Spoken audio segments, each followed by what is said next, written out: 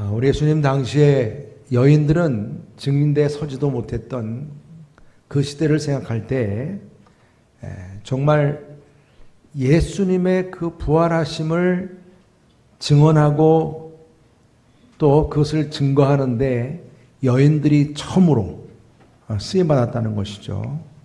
첫 증인, 바로 여인들이 예수님의 부활하심의 첫 증인이었다. 참 큰 의미가 있고 아주 혁명적인 그런 사실입니다. 근데 그 여인들이 찾아갔던 그 무덤이 비어 있었다라고 하는 만 가지고는 부활을 증명할 수는 없어요. 왜냐하면 그 당시 도둑도 많았기 때문에 훔쳐가기 위해서. 그런 천사가 예수님께서 주신 말씀을 기억나게 했고, 그 여인들은 예수님께서 3일 만에 부활하리라, 다시 살아나리라는 말씀을 기억하고 예수님의 부활을 확신했습니다. 그리고 부활에 대한 확신만으로 끝나는 게 아니에요. 우리의 신앙은 그 부활이 증거되었다는 거예요. 11 제자만이 아니라 그 여인들을 통해서 그 당시 많은 사람들에게 증거가 되어서 오늘 말씀을 통해서도 보면 그게 한 부분, 한 동네만 국지적으로 주어진 게 아니고 온 예루살렘에 아주 빅 뉴스로 소문이 나고 알려졌다는 얘기죠. 그 정도로 예수 그리스도의 부활하심이 증거되었다는 것입니다. 예수님께서 십자가에 죽으시고 부활하시는 그런 모든 과정 속에서 오늘 말씀 가운데 보면 끝까지 그 십자가의 사건 끝까지 따랐던 제자들이 많이 있었습니다. 추종자들이죠. 여인들도 울면서 따라갔다 그랬지 않습니까? 그런 제자들을 우리가 보게 되는데 그 제자들의 삶이 어떠했는가? 대표적인 예를 오늘 이 엠마오 도상의 이 두 제자를 통해서 우리에게 알려주고 있는 것입니다. 과연 예수님께서 십자가에 죽으시고 부활하시고 그 이후에 진행되는 가운데 제자들의 모습은 어떠했는가? 대표적인 그들의 모습 가운데 그 첫 번째는 엠마오로 가는 불순종의 발걸음이었다는 거예요. 그 제자들의 어떤 그 신체적인 부분들을 특별히 오늘 말씀을 통해서 제가 주목을 했거든요. 그 발걸음이 어떤 발걸음이냐? 불순종의 발걸음이었다는 얘기입니다. 13절 위에 말씀 보면 그날에 여기 그날이라고 하는 것은 부활하신 주일이죠. 그렇죠? 주일입니다. 그들 중 둘이 예루살렘에서 25일이 되는 한 10km 넘죠. 엠마오라는 마을로 가면서 이 모든 된 일을 서로 이야기하더라. 지금 이들은 모르는 게 아니에요. 다 압니다. 지금 이 진행되는 모든 상황들을 잘 알아요. 그런데 이들은 어떤 사람들이냐? 대표적으로 우리가 상상해 보는 거죠. 예루살렘에 예수님께서 입성하실 때 큰 종려나무 가지를 들고 환영을 하고 심지어는 예수님의 그 나귀의 옷을 깔고 막 이렇게 환영했던 그룹 중에 이 두 제자도 포함이 됐을 것이다.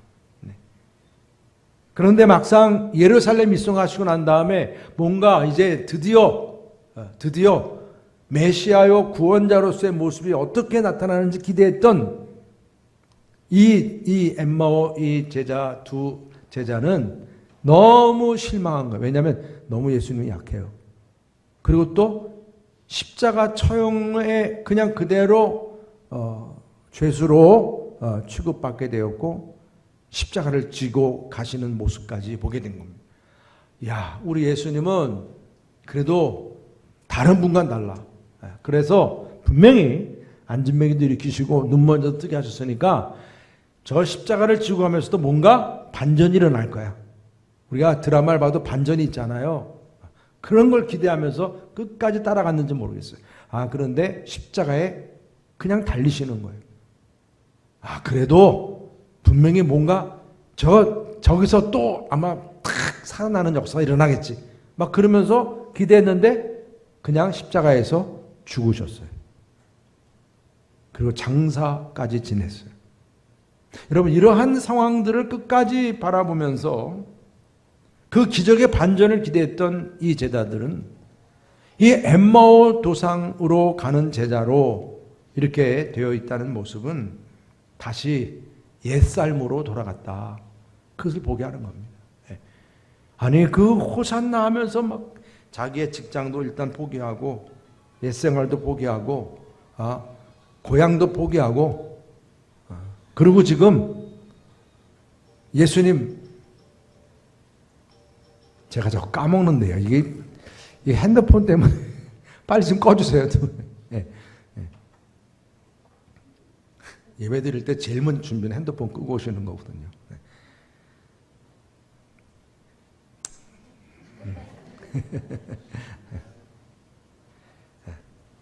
그래서 엠마오에 가는 이 제자들은 예수님의 해방자일 줄 알았거든요. 근데 해방자이긴커녕 아무것도 아니라는 거예요. 맹탕. 이렇게 끝나는 건가?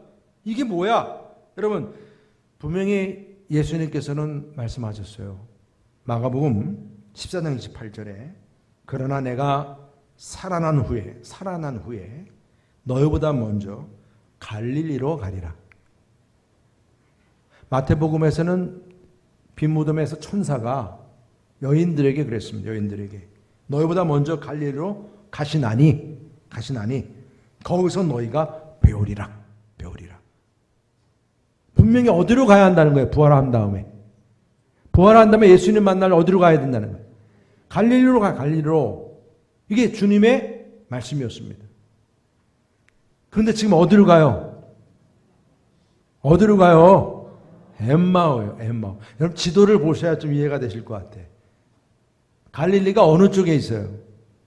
예루살렘에서 북쪽으로 가야 돼요. 한참. 근데 엠마오는 어디예요? 서쪽입니다. 그리고 그날에 그냥 오늘 말씀 가운데 처음 그날에 움직였다는요. 여러분 유대인들 경건한 사람들은요. 가장 큰 절기가 유월절입니다. 무교절. 네. 어떤 것보다도 이 유월절은 꼭 지키는 게 이 경건한 유대인들의 기본적인 신앙생활이었어요. 그 말은 6월절 날부터 일주일 동안 지내는 게 무교절입니다. 그런데 어떻게 해요? 그날에 그냥 바로 어디로 돌아버렸어요? 엠마오로 가버린 거예요. 6월절도 안 지키는 거예요. 화가 났어. 실망했어. 너무나 기가 막힌 거예요.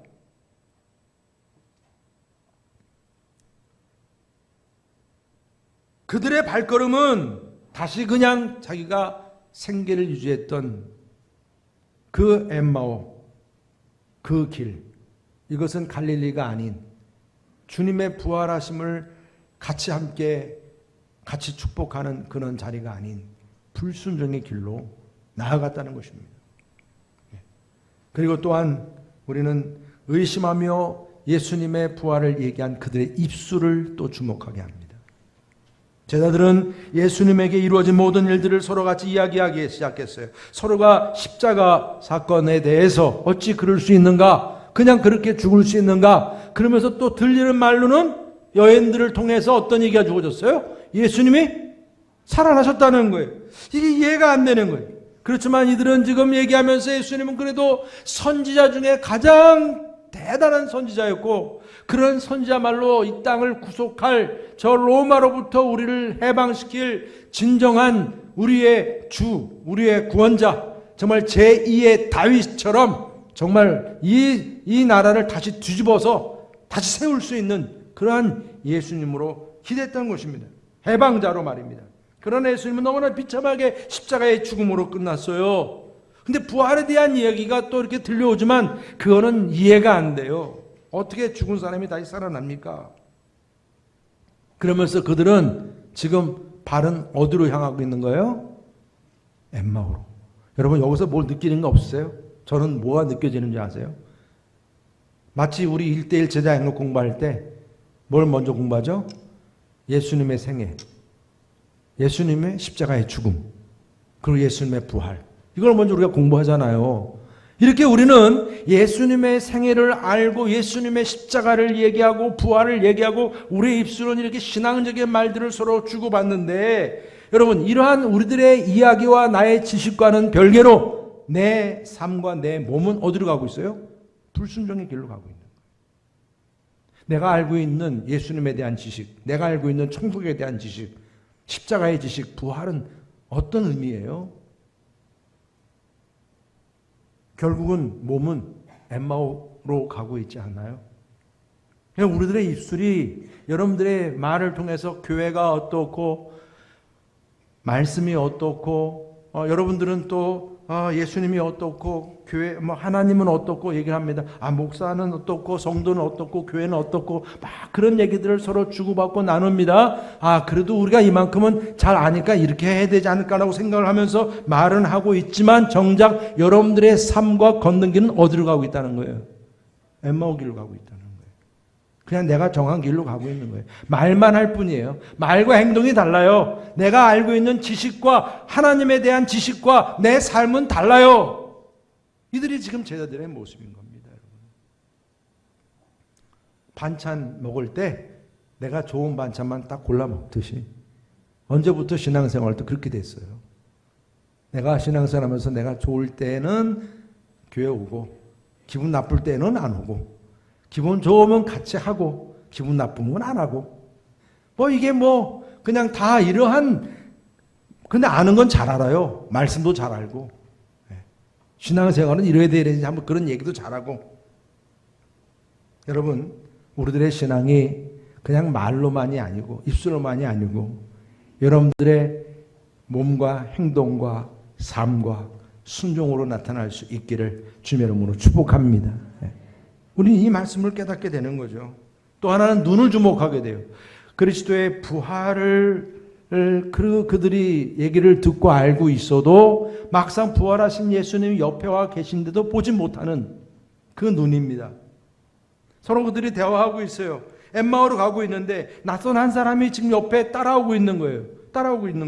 우리 15절 16절 다시 한번 읽어보겠습니다. 시작. 그들이 서로 이야기하며 문의할 때에 예수께서 가까이 이르러 그들과 동행하시나 그들의 눈이 가리워져서 그인 줄 알지 못하거늘. 지금 예수님께서는 부활하셔서 신령한 몸이 되어서 이게 못 알아보는 어떤 몸체로 바뀌셨는지 모르지만 예수님께서는 분명히 제자들은 분명히 그 예수님의 광팬 계속 예수님을 따라다녀. 요즘 말로 말하면 그냥 계속 어떻게 해요? SNS를 통해서 얼굴을 봤을 텐데 어떻게 못 알아보냐고요. 옆에 계신데 못 알아본다니까? 이해가 되세요 여러분? 여러분들도 못 알아보시잖아요. 살면서. 그럴 때 많죠? 왜 그렇습니까 여러분? 여기 지금 오늘 말씀 가운데 보면 알아보지 못하는 거예요.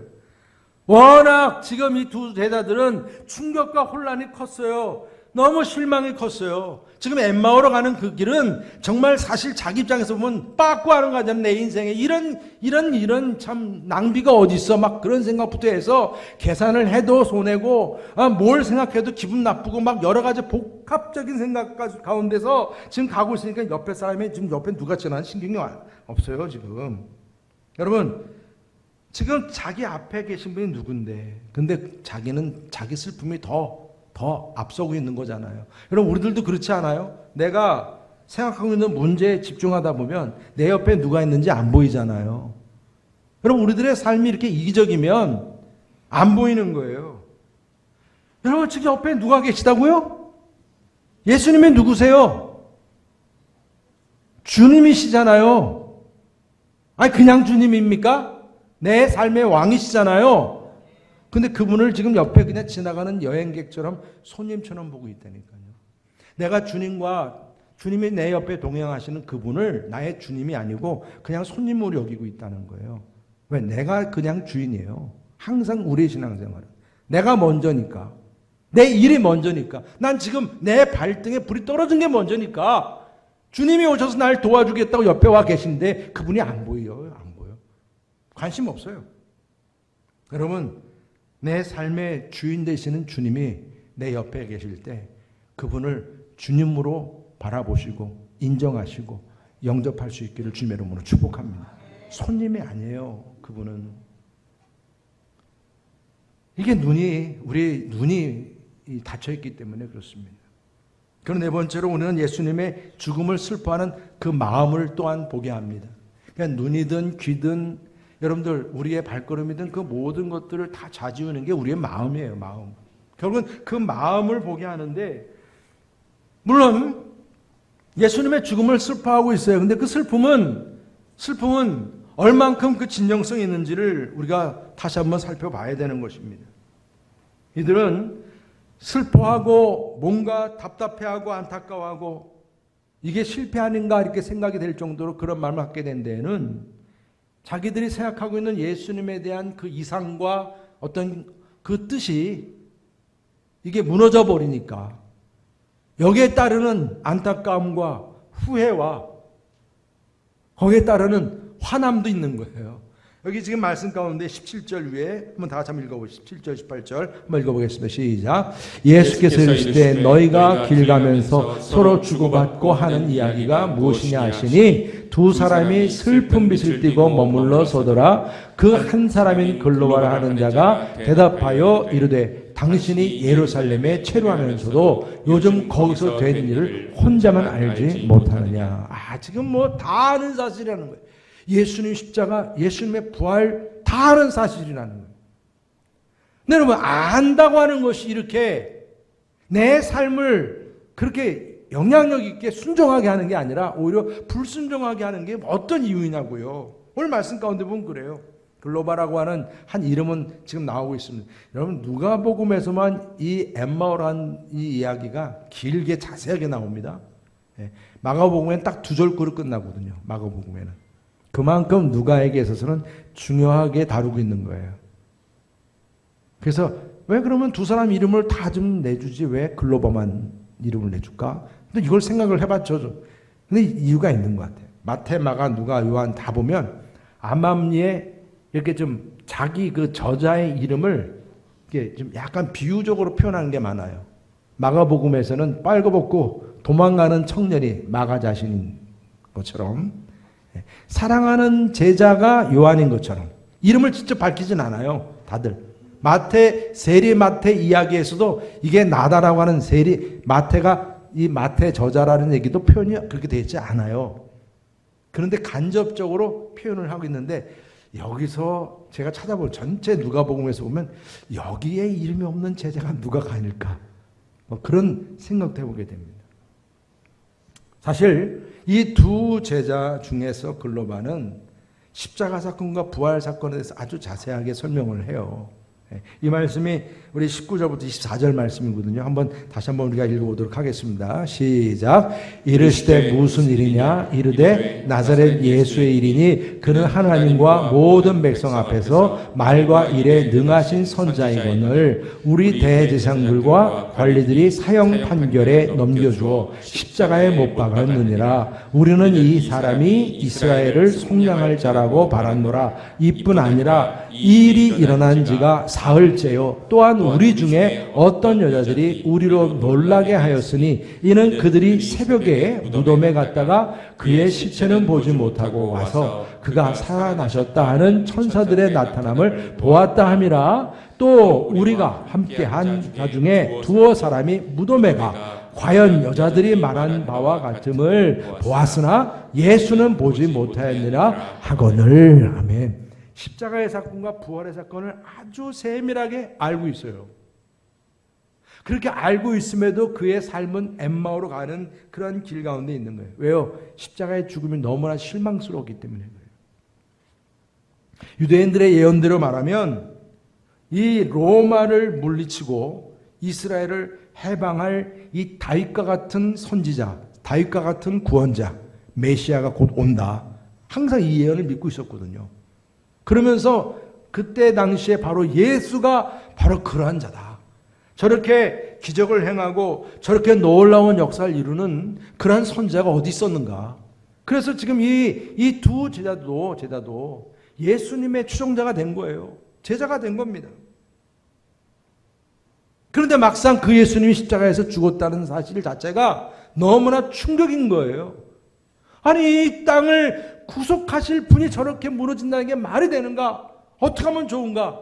그런데 여러분 이것은 하나만 알고 둘은 모르는 거예요. 왜냐하면 예수님은 구속자가 되신 게 맞습니다.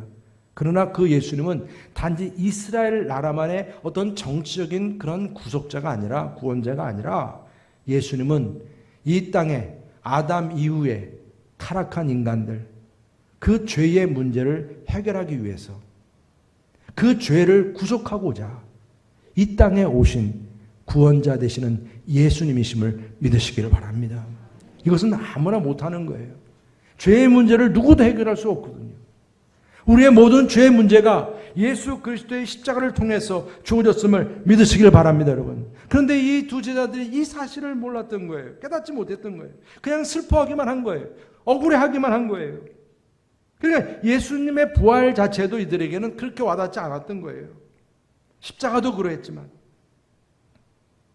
그래서 이들은 이 실망감과 그리고 또한 여러 가지 문제에 골몰하다 보니까 예수님께서 지금 동행하시는 모습도 보지 못하는 것만 아니라 정말로 아버지 하나님의 뜻이 무엇인지를 깨닫지 못하고 있는 거예요. 알지 못하고 있는 것입니다. 그러니까 그들의 발걸음이 하나님의 뜻과 하나님의 계획과 등을 진 삶을 살게 되는 겁니다. 여러분, 우리가 우리 주님을 내 마음의 왕자에 모시고 살면 모든 일을 주님께 맡김으로 하나님과 일치된 삶을 살아간다 그랬어요. 그런데 등지고 산 거예요. 엠마오로 가고 있는 겁니다. 이것은 예루살렘으로 갔을 때, 예루살렘에서 이제 갈릴리로 가면 거기에 그 부활의 믿음의 그 동지들이, 교인들이 같이 모였으면 같이 만났을 텐데 그 교제에서도 떠나가는 것이고 불순종의 길로 나가는 것이고, 그런 거 아니겠습니까? 이 길은 우리가 교회 안에서 마찬가지로 이렇게 불순종의 모습을 통해서 내 뜻대로 내 생각대로 안 됐다고 좌절하고 절망하는 가운데서 어떤 일이 나타나요? 성도들과의 교제에서 떠나갑니다. 교회를 떠나갑니다. 나의 신앙생활에서 떠나갑니다. 여러분, 우리가 이런 가운데서 결국 남는 건 뭐겠어요?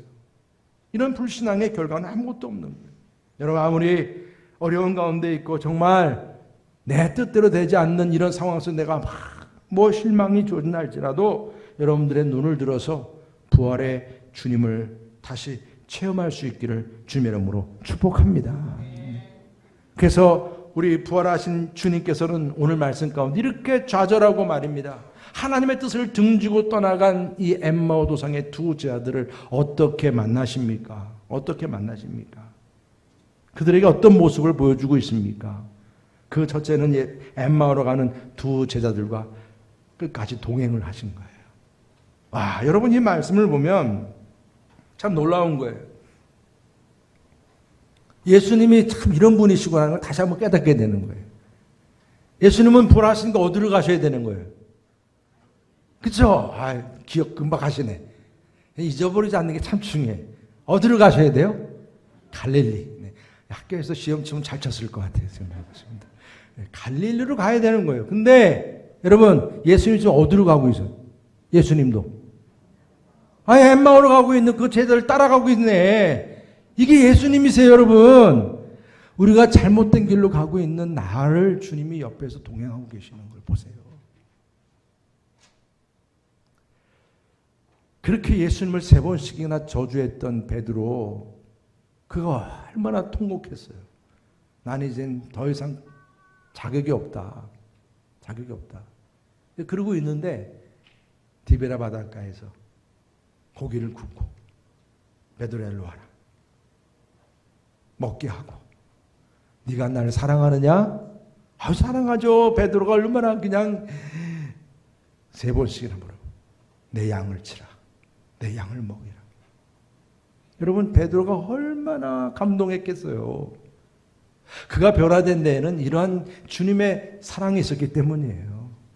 이 엠마오 도상의 제들도 똑같은 거예요. 주님이 옆에 동행하시는 거예요.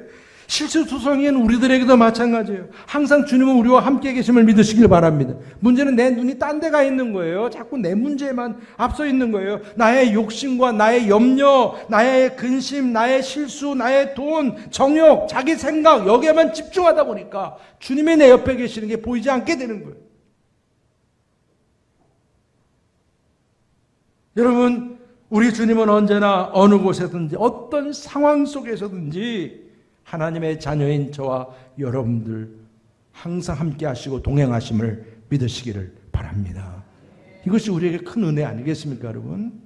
그리고 또한 이 두 제자들의 대화에 주님이 또 개입하시. 그냥 뭐 옆에만 너 어떻게 잘하나 보자 막 그렇게 째려보는 게 아니시고 그냥 관심을 갖고 그냥 이 두 제자들이 지금 막 십자가도 얘기하고 막 부활도 얘기하고 막 그러고 있는데 전혀 자기들의 믿음 생활하고는 상관이 없이 살아가니까 주님이 그런 문제를 한번 찝어주길 원하는 거예요. 자, 같이 옆으로 지나가시면서 예수께서 이르시되 너희가 길 가면서 서로 주고받고 하는 이야기가 무엇이냐? 부활 얘기도 하고 십자가 얘기도 하고 무엇이냐? 이렇게 개입을 하시는 거예요. 개입. 관심 가져주시는 거예요. 그들의 마음과 생각과 그들의 실망과 여러 가지 모든 그들의 삶은 지금 방향 자체를 자기 임의대로 결정을 짓고 엠마오로 간 거예요. 갈릴리로 가지 아니하고 하나님의 뜻을 따르지 아니하고 자기 생각대로 그냥 가게 되고 있는 그런 모습이죠. 그런데 예수님께서는 그런 모습까지 불쌍히 보시고 같이 따라가시면서 그들의 혼란함과 슬퍼함과 안타까움을 주님은 같이 옆에서 함께 하시면서 같이 보면서 그분께 예수님께서는 그들에게 툭툭 건드리고 질문도 던지고 대화하기를 원하시는.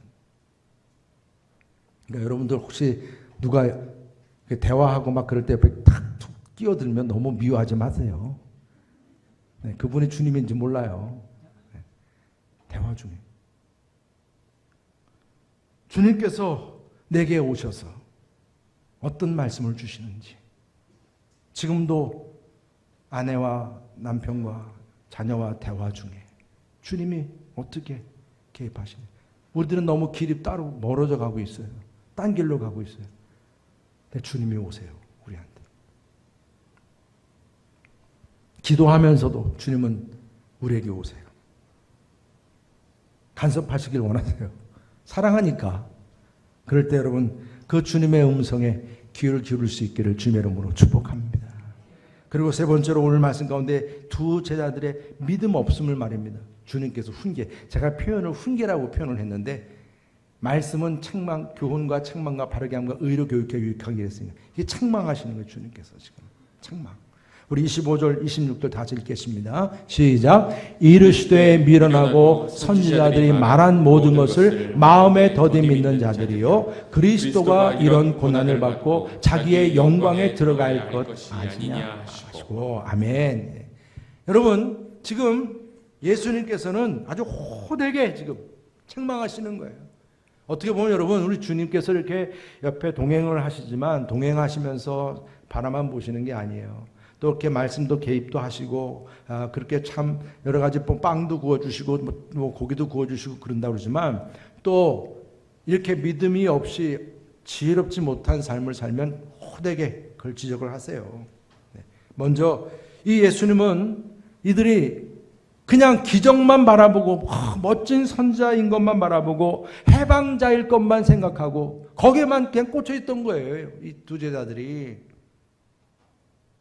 그런 모습을 보면서 주님께서 지금 이 제자들에게 말씀하는 겁니다. 그냥 단지 예수님을 정치적인 메시아로만 바라보았던 이들을 두고 야, 이 미련한 자들아 이렇게 말하는 거예요. 미련한 자들아. 그러면서 이들은 지금 예수님께서 왜 십자가에 죽으셔야 됐느냐는 거예요. 왜 죽어야 되느냐. 뭐 부활은 둘째고 말입니다. 이럴 때 예수님께서 뭐라고 말씀하시는 거예요. 이 믿음 없는 자야. 믿음 없는 자야. 한 알의 밀이 땅에 떨어져 죽어야 열매를 맺는 거 아니냐. 내가 이 땅에 와서 지금 3년 제자훈련하면서 계속 준 말씀이 뭐냐. 하나님의 나라를 위해서 얘기를 했고 그 하나님의 나라는 내가 죽어야 산다는 얘기 아니었냐. 죽어야 한다는 거. 고난 후에 하나님의 영광이 만다는 거 모르냐. 이 사실을 다시 한번 깨닫게 한 것입니다. 십자가의 고난을 생각하지 않는 이 제자들을 두고 아니 꼭 먹고 알 먹고 하려고 그러냐? 그냥 영광만 누리려고 하느냐? 너희들은 그냥 남들이 만들어 놓은 것들 누리려고 하느냐? 너희들이 자기 십자가를 지고 나를 따라야지. 그 믿음을 지금 주님께서 지적하고 계시는 겁니다. 그러면서 제자들은 하나님께서 예수님 그 정말 하나님의 아들이시면 십자가에서 죽지 않고 그냥 어떻게 팍 살아나셔야 되는데 어떻게 죽을 수가 있겠습니까? 라고 하는 이런 부분에 대해서 그들의 마음속에 있는 이런 정치적인 야심과 그런 군사력에 대한 세상적인 야망, 이런 모든 부분들 말입니다. 이게 다 뭐예요? 하나님의 나라에 대한 가치관이 아니고 이 세상 나라에 대한 가치관이에요. 여러분 교회를 다니면서도 거기에만 그냥 꽂혀가지고 여러분들 신앙생활 하다 보면 계속 모든 생각과 모든 기준이 다 세상 기준에 따라서 판단될 겁니다. 살아가게 될 것이고. 그러니까 주님께서 그걸 딱 찝는 거예요. 어떻게 십자가의 고난 없이 부활의 영광이 또 영광된 삶을 누리겠다고 생각하느냐. 하나님의 나라는 처음 된 자가 대답을 안 하시네. 처음 된 자가 나중된 자가 큰 거예요. 이게 하나님의 나라. 여러분 생각해 보세요.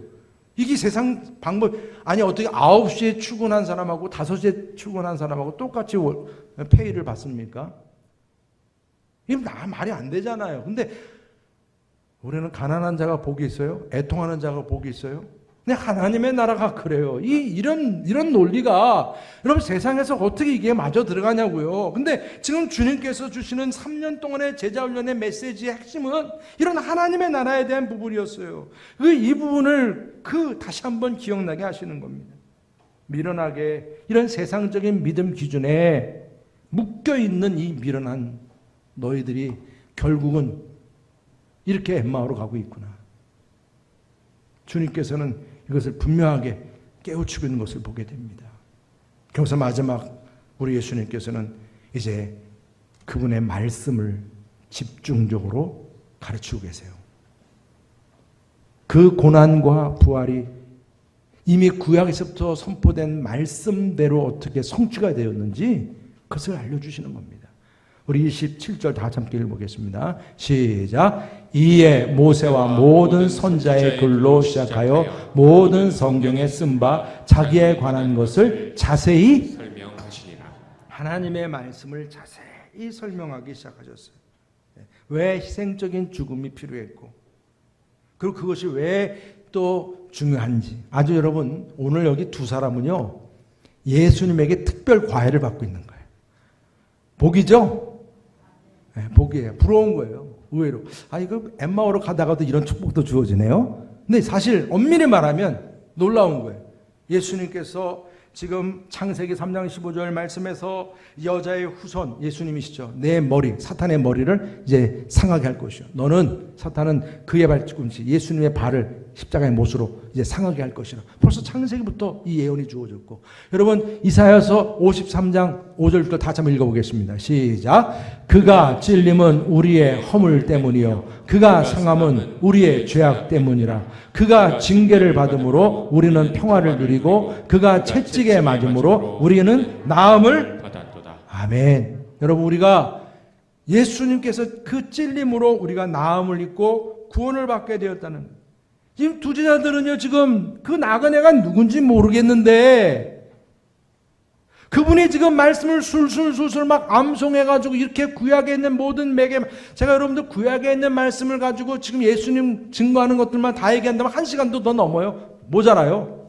지금 예수님께서 그렇게 자세하게 지금 말씀하셨다는 거예요. 시편이고 말라기고 뭐 스가랴서 말씀 뭐 여러 말씀들을 막 이사야서 말씀 막 그냥 쭉쭉쭉 아마 얘기를 하셨을 것 같아요. 그러니까 이들의 정신이 바짝 들기는 아니 이게 누구신데 이렇게 지금 말씀을 잘 전하시는가? 그 말씀이 막 가슴을 찌르기 시작하는 거예요. 말씀을 찌르는데 실망과 소망이 없는 삶을 두고 이 세상은 법이 없어 법이 그냥 막 엉망이야 엉망. 요즘도 우리가 좀 그런 걸 많이 보는데 정말 너무 기가 막혀 막 그러면서 막 그렇게 실망하고 있는 가운데서 엠마오로 가던 이 제자들이 예수님의 말씀 가르침을 통해 마치 심폐소생술을 받는 거죠. 그의 영이 살아나고 모든 삶의 모든 그 정신이 막 뒤바뀌어지는 경험을 하게 되는 거예요. 여러분, 이것이 말씀의 능력임을 믿으시기 바랍니다. 여러분, 와, 이게 놀라운 거예요. 왜 예수님께서 옆에 그동안 계셨는데 이들이 모르고 있는가, 몰라보고 있는가? 이것은 영어 성경에 difference form이라고 영어가 번역이 돼요. difference form, 다른 모양으로 오신, 다른 모양. 여러분, 우리 주님은, 부활하신 주님은 이렇게 다른 모양으로 오셔서 이렇게 지금 엠마오로 가는 이 제자들에게 그들의 그 불순종의 길, 그 길을 순종의 길로 전환하도록 도와주고 말씀을 주시고 가르쳐 주심을 믿으시길 바랍니다. 여러분, 정말 여러분, 정말 어떻게 보면 이 우리들의 삶도 마찬가지예요. 내가 부활을 믿어, 나는 예수님을 믿어, 그렇게 살면서 여러분들의 마음은 지금 어떠세요? 여전히 그냥 슬픈 마음이세요? 불평이에요? 아니면 죽겠네, 아침부터 일어날 때 아이고 죽겠네, 입에서 맨날 죽겠네 죽겠네, 이게 부활의 증인이 할 말이 아니죠. 근데 우리의 삶은, 저도 그래요. 어쨌든 막 그럴 때가 있어요.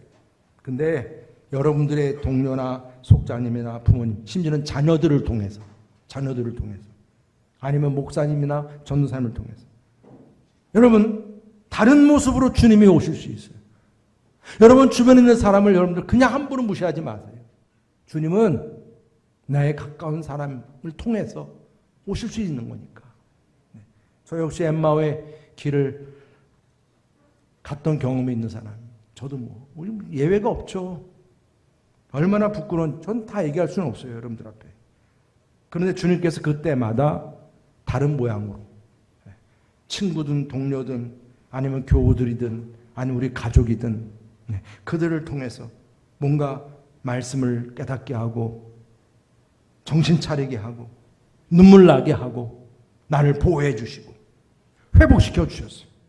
여러분, 우리가 찬양과 기도와 많은 행사를 통해서 우리의 모든 삶이 변화가 되고 부흥하는 것도 중요하지만 오늘 이처럼 이 말씀을 풀어가면서 주님의 임재와 성령님의 동행하심을 만남으로 영의 눈이 열리고 불순종의 길이 순종의 길로 바뀌는 역사가 저는 저와 여러분들 모두에게 일어나기를 주님의 이름으로 축복합니다.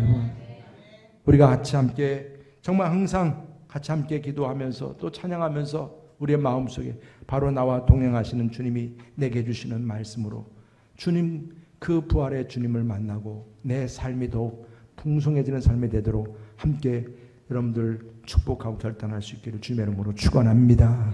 이 시간 다 같이 함께 찬양하기 원합니다. 푸른 마르고 우리 함께 찬양하시겠어요? 우리 찬양 한 곡만 할게요. 오늘 이 찬양은 정말 우리들에게 고백이 되는 찬양이 되길 원해요.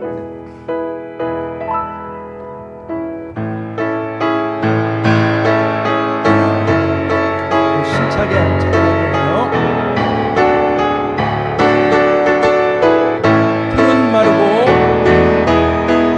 푸른 마르고 꽃은 시드나 주의 말씀은 영원해.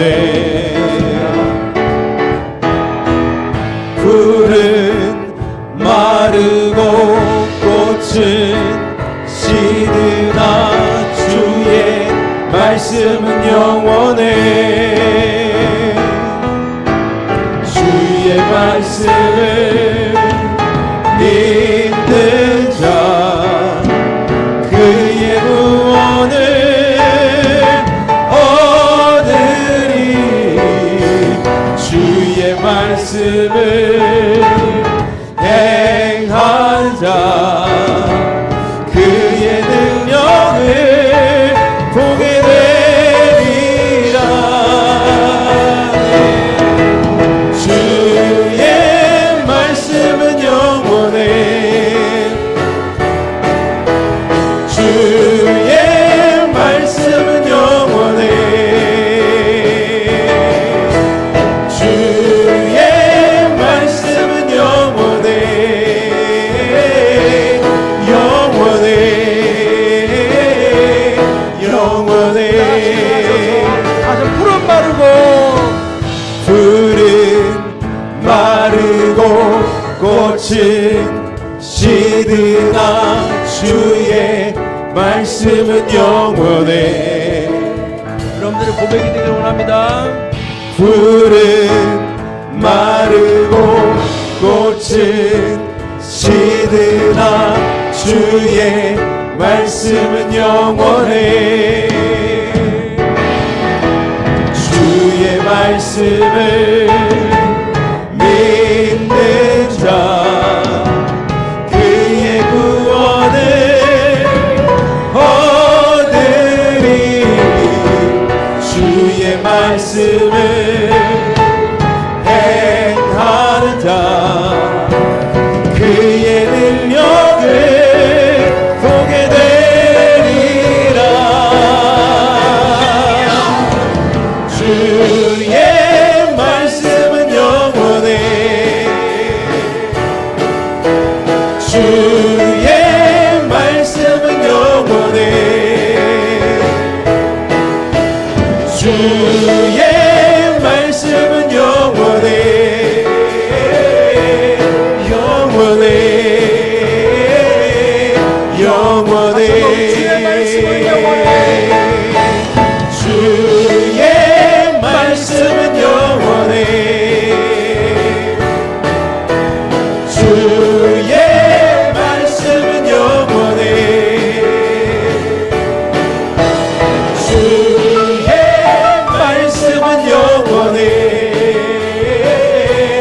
영원해. 영원해. 여러분 찬양 잘하셨죠? 가사 은혜되죠? 가사대로 사십니까? 사실 겁니까? 아멘. 찬양과 말씀 다 은혜스러운데 입 따로 행동 따로 가면 안 되니까 옆에 분들 서로 축복하시죠. 주님은 항상 나와 동행하십니다. 말씀대로 삽시다. 아멘. 할렐루야.